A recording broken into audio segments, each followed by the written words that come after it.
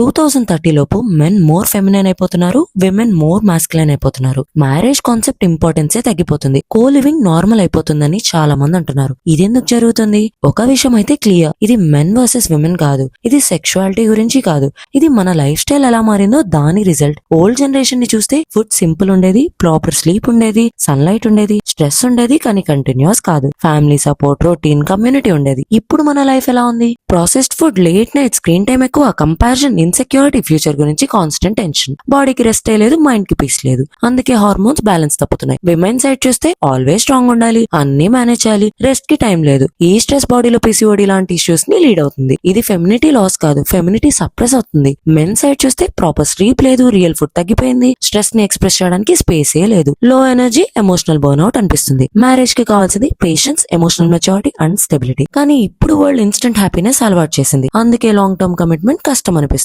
ఒక విషయం మాత్రం క్లియర్, మనం వీక్ అయిపోలేదు, మనం బాగా టైర్డ్ అయిపోయాం. జెండర్ మారలేదు, నేచర్ కూడా మారలేదు, మన లైఫ్ స్టైల్ ఫాస్ట్ అయిపోయింది. ఇమీడియట్ సొల్యూషన్ లేదు, కానీ కొంచెం స్లో అవుదాం, బాడీకి మైండ్ కి స్పేస్ ఇద్దాం, బ్యాలెన్స్ మళ్ళీ అదే వచ్చేస్తుంది.